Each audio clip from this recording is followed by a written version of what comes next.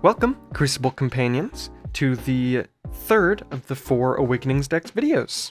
We'll be cracking open this one here today. I have pre-cut the edges. If you've been paying attention to the scene recently, we actually just got news this week announcing all 5 of the Vault Tours happening in the US. So I'm super excited. I wish we had one come into the Southeast. It really stinks that we don't, but I get it. It would just be nice to not have to do like an hour or 10 to 11 hour drive for our closest one, but maybe next year. Let's dig right in. Hope you guys are able to make it to a Vault Tour near you. Starting off, first house is Unfathomable. Very good. Untamed, and Mars. Okay, very good houses. Wish we got some Geistoid, but that's okay. These houses alone can really pick up the pace, especially if we get a like key abduction spooky charge thing. We got Professor Hexpion Mills. Very interesting name. I also really love the look of this Archon here. Purple Archon. The Awakening design looks nice, and it kind of looks like some Arcano technology? I don't know, like a floating chalice creature, kind of. Very, very cool. Okay, well, give me one moment. I'll remove that plastic and then we will get into the card reveal. Okay, we're here now with the card reveal. Get a little bit closer look at that Archon. Looks super, super cool. I love the kind of bleed and of the lightning from the Awakenings style. Gotta set the deck list off to the side here. And of course, our additional rules there. Let's dig in. Starting in Untamed with one of my new favorite actions. This is Amber Storm. It's got an Amber Pip on it, and it reads, play, for each Amber in your pool, deal 1 damage to an enemy creature. It's pretty good.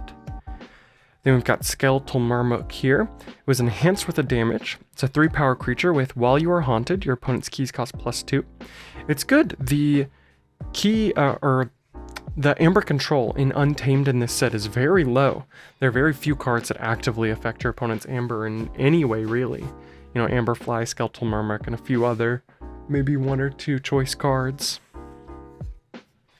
Ooh, Haunting Witch, that's always really good to see. It's a 3-power creature with the passive effect, after you play a creature, if you are haunted, gain 1 Amber. Due to the nature of how effects like this resolve, Haunting Witch will actually trigger itself.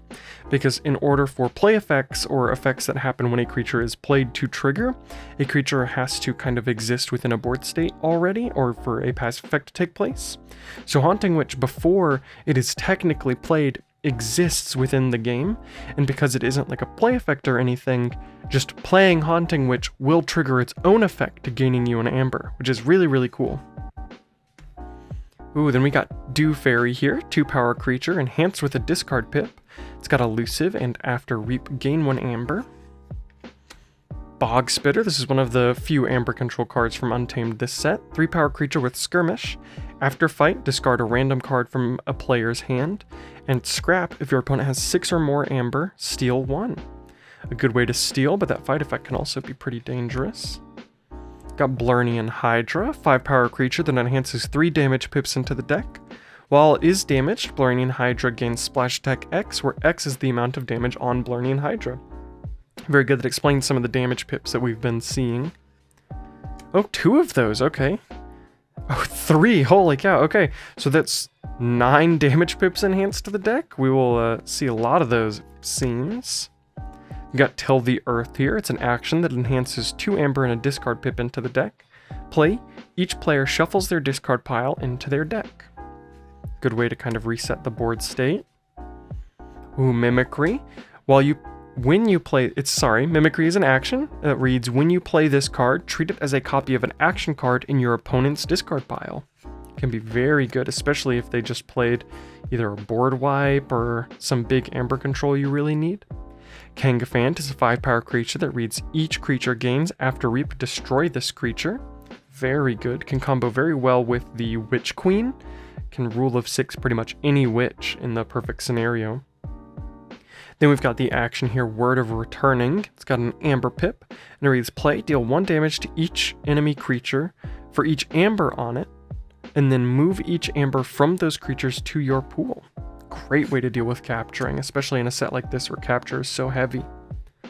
Alright, then we're into Unfathomable, starting with the creature Wacolia. 3 power with after reap, keys cost +2 during your opponent's next turn. Very, very good. Good to see some more amber control. A very enhanced tendrils from Beyond is an action with an amber pip enhanced with 2 damage. Play, choose a creature. If that creature's controller is haunted, return that creature and each of its neighbors to their owner's hand. Otherwise, return that creature to its owner's hand. So it's like Dragnet, but with extra steps. Sometimes you can do it on just one creature, which may be better. Oh, and then we have Tangimangi? Tangimangi? I don't know exactly how it's pronounced. It's a 4 power creature, enhanced with a damage. And while your opponent is haunted, their keys cost +3. Okay, we've got a lot of key cost increase in this deck. I like it. Then we've got Squall Master, 3 power creature enhanced with a damage that reads after fight after reap, each player discards a random card from their hand, and scrap, exhaust an enemy creature. Really love Squall Master's scrap effect. Creaky Germinator is a 5 power creature with play after reap. Put a card from a player's discard pile on the bottom of their deck. Love to see it. Echoing Death Knell. Play, deal 1 damage to each creature. If 1 or more creatures are destroyed this way, repeat this effect. We can set up for this really well with 9 damage pips enhanced to the deck. I feel like this card can be difficult to pull off sometimes, but effective when it goes off, and we can kind of just ladder the damage onto our opponent's creatures. We've got Echo Guardian here. It's a 1 power creature with 4 armor, and it has Taunt, and while you are haunted, Echo Guardian gains +2 power and poison. Not bad. Creature protection is always at a premium recently. Then we've got the artifact Arcane Transmitter. It's got an amber pip enhanced with another amber pip, and it reads action, discard the top 4 cards of any player's deck, or scrap, shuffle your discard pile into your deck. Kind of want to scrap it, or I guess we really want to play it there for the additional amber pip, but it also kind of stinks because it's an artifact. We won't get a whole lot of replay from it. Then we've got Dredge here. It's an action with an amber enhanced with an amber. Play, for the remainder of the turn, each friendly creature gains after reap. Return a card from your discard pile to the top of your deck. Great way to redraw into the perfect hand. We've got Edelfish here. It's a 5 power creature with after fight, your opponent discards 2 random cards from their hand. Really, really good disruption. Kilgog's Trench. It's an artifact that reads, at the end of your turn, place 1 depth counter on Kilgog's Trench, then destroy each creature with power equal to the number of depth counters on Kilgog's Trench. I've never really liked this artifact too much. It would be nice if we had a way to kind of purge it within our own deck, but in the right time with the, perfect timing, it can be really effective. Then we've got the Curse of Confusion. Awesome. Okay. I absolutely love the curses. So this is an artifact with Treachery, which means that this card enters play under the opponent's control instead of yours. And it says, at the end of your turn, exhaust each friendly creature of the active house. So it really prevents your opponent from going back to the same house if they're looking for like a big reap. This could really shut down some of the Saurian or Equidon kind of mass token making stuff from Winds of Exchange, just because they can't go right back into it. All of the creatures of that house are exhausted. Going to Mars here, we're starting with a really great creature, 2 power. This is Target Yanixdil. It reads play, archive a card from your discard pile, and after reap, archive Target Yanixdil. Super, super good at setting up big combos within Mars. Oh, and another one, this one with a damage pip. That's awesome. Love to see these enhanced. Then we've got Plague Wind here. It's an action enhanced with a damage, and it reads play until the end of the turn, each non-Mars creature gets -3 power. The damage could be very helpful if we've got a 4 power creature we need to get rid of. Ooh, Mars First. Love this action. It's got an amber pip on it and reads play, ready, and use a friendly Mars creature. Flavor text says Mars 2nd, 3rd, and 4th too, if you ask me. Looks Megamouth, that's funny. Then we've got Grabber Jammer here, 4 power, 1 armor creature with your opponent's keys cost +1, and after fight after reap, capture 1. Very, very good. Glixel Proliferator, this is a great target for Mars First. 3 power creature enhanced with a damage, It reads, after Reap, if Glixel Proliferator is on a flank, archive a Mars card from your discard pile. We've got all of the archive utility. We have to hope that we have something like Key Abduction or Psychic Network or Hypnotic Command to really take advantage of this kind of replayability from Mars. Then we've got Brash Grabber, the 3-power creature here, that reads, if you are not haunted, Brash Grabber enters play enraged, and it has Omni, move 1 amber from an enemy creature to your pool. Great way to steal the amber that you put there, or to get amber back. Then we've got Brain Dart. It's an action with an amber pip that reads, play, enrage an enemy creature, it captures 1 from its own side. Very good. 2 of those, okay, love to see it. Those would be some great targets for Target Nixtil or Proliferator. Then we have the 4-power 2-armor creature Abductomatic, enhanced with a damage that reads, after fight, if you're haunted, capture 2 amber, or scrap, the least powerful friendly creature captures 2. Some okay amber control. Then we've got Exip the Implanter. It's a 3-power creature with elusive, and after Reap, take control of enemy creature, destroy a friendly creature. What I found is that the wording in this is so interesting because it says take control of an enemy creature, period, which means that the first thing before anything else, you take an enemy creature and it becomes a friendly creature. And then it reads destroy friendly creature. So you can then either destroy one of your creatures if you value having that creature more, or you can just destroy the creature you just took control of. So this is a great way for really targeted removal. You just have to make sure that creature doesn't have any amber on them. Then we've got Deep Probe. It's an action with an amber pip that reads, play, choose a house, reveal your opponent's hand, discard each creature of that house revealed this way. Very interesting. Some decent disruption. I was hoping for some more powerful Mars cards there. There's some really specific targets that I mentioned that would have been really strong with how much archiving we had, but Deep Probe and those Brain Darts aren't bad. And we can also Mars first our Implanter to immediately deal with, a powerful enemy creature that's being a problem. Fantastic, looks really interesting. I'm not sure that I have any express thoughts on this deck at the moment, but give me one moment. I will break everything up and we will do the deck breakdown. Okay, we're here now with the deck breakdown. We've got our usual piles for Grim Reminders, Amber Control, Expected Amber, Artifact Control, Creature Control, and then our Haunted pile, which is just stuff that affects our Haunting score or ability to get haunted, but does not apply to one of these 4 factors. There is our SAS. We're looking at 68 SAS.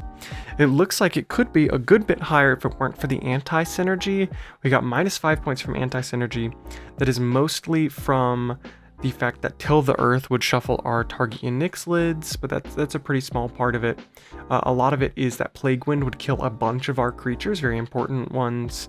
Things like Wacolia, Squallmaster, Haunting Witch, Skeletal Murmuk, Echo Guardian, Dew Fairy, Bog Spitter, it would immediately just end a bunch of stuff. Then Kangafant, we have a bunch of really good Reap effects, so Kangafant won't often work in our favor, especially since we have a high creature count. Then we have Kilgog's Trench, which also, in general, isn't great, but is pretty much an auto discard in this deck, just because we have a lot of the low power creatures, so it's likely when we play it, we will just end up killing a bunch of our creatures pretty quickly, so it is not very highly rated. I think the remedy for this is basically discard Kangafant and Kilgog's Trench often, which stinks, but we have a few discard pips, so hopefully we can hit them with those. And then Plague Wind plays super in very specific situations, same with Kangafant, but Kangafant also works a little bit less in this deck just because of the Curse of Confusion. We'll be able to stop our opponent from reaping at all pretty often. But there are our extras and counts. We've got 11 bonus amber, which isn't great. You guys know I really like to have about 18 just so that you can forge 3 keys when playing through a deck, but that also isn't typical. It's a pretty high standard. So 11 amber, bonus amber is not bad. Actions, we have 12, which is about 1 below average. Then creatures wise, we have 21, which is pretty above average. The typical creature count is about 18, so we've got 3 above that. Artifacts, we have 3, which is about average. No upgrades. And our archives, we have 3 cards that affect our archives. That's Glixel Proliferator and then both of our Target Nixtils. no key cheats, no scaling amber control, 2 board wipes in the forms of Kilgog's Trench and Plague Wind, which again is our major anti-synergy, unfortunately. But, you know, they gave us board wipes, so. And then there is our haunting score. The only thing that's affecting our haunted is Arcane Transmitter. It's affecting it positively as far... Oh, and then we also have Squallmaster, I guess, which is a friendly discard, something that's a good way to discard from hand if we have a bunch of cards in hand we want to get rid of, like one of the 2 aforementioned ones. Then we have 3 artifacts, which make us less likely, but 12 actions and a discard pip, which makes us more likely. We will clear those away. And there is our Amber and Control section. We've got a 7.9 in our Amber Control, which is okay. You'd like to see it higher, but Grim Reminders is notorious for having low Amber Control, so I'd say that that is definitely not bad. 18 expected Amber, which is okay. You really want to see more. This deck isn't doing a whole lot for it to be able to have like low expected Amber and really kind of make it through. Then of course 0 artifact control and 13 creature control, which is okay. Would like some better creature control, but our quantity of creature control cards is okay. Let's dig in. Starting with the Amber control. Our first thing is Bog Spitter here, just because of its Steal 1 Scrap effect, but it's very specific, so it's not highly rated. Vicolia, which can increase key cost, which is good. Skeletal Murmuk also increases key cost, so we could theoretically get to +4 if we reap with Vicolia. Brain Dart for some pseudo steal. Abductomatic for the ability to capture 2, either repeatedly with its fight effect or just from its scrap effect. Grabber Jammer increasing key cost again by 1, so we can increase it to +5. And then it's also got a capture effect. And then Tengi-Mangi, which can increase key cost if our opponent is haunted by 3. So in a perfect world, we can call Unfathomable, reap with Vicolia, and increase our our opponent's key cost from 6 to 8. That would be pretty nice. We just need a way to maintain that board state. Echo Guardian will be important in that, but if they have a board wipe, then that's kind of it. Digging into our expected Amber here, we're starting with Brash Grabber, just because the Omni ability to move 1 Amber. Not super big, but definitely a way to gain Amber. Got Dew Fairy here with the After Reap gain 1. Word of Returning. This could have also gone in creature control, but I feel like its Amber grabbing effect is much more potent than its creature control really is. So just the ability to kind of reclaim that Amber or gain the Amber from our Brain Darts without killing the creatures is pretty good. Mars first, because we will likely reap with whatever Mars creature we ready. And then Till the Earth is in here because it enhances 2 Amber into the deck. And then of course Haunting Witch for its general Amber gain effect, which is going to be super important in this deck. We've got to try and keep Haunting Witch alive at all costs, but I think that's generally the idea. We of course have no artifact control, unfortunately. And going into creature control, we have Kilgog's Trench, one of our sources of anti-synergy. Deep Probe is a really interesting case of creature control, just because it isn't creature control in the sense of removing them from the board or destroying them in some way. It is just preventing them from being played by discarding them from hand, which is definitely creature control. It's just a very interesting roundabout way of doing it. Echoing Death Knell for that spreading damage. Plague Wind for the lowered power. And of course our Blernian Hydras for their fighting skirmish and not skirmish, sorry, splash attack. And then the enhancing damage into the deck. Implanter for the ability to steal and to destroy an enemy creature. Amber Storm for damage based on our Amber count. Tendrils from Beyond for its return to hand effect. And then Curse of Confusion for just continuously exhausting our opponent's creatures. Then we're into our very last pile here, Haunted. It is just the Arcane Transmitter, because we can action it to discard the top 4 cards of any player's deck. This is really good if you need your opponent to cycle, and they've been stacking some stuff on the bottom of their deck with like incubation pods. You can just force them to discard 4, and then on their next draw step, they will cycle their deck. But this is also a great way to get Haunted, or if you know what's on top of your deck for some reason and it's not good, just kind of get rid of it. We'll get rid of that. And our very last section here is speed and board. Our speed is at a 0.8, that is because of Till the Earth and Squallmaster, kind of increasing it a little bit.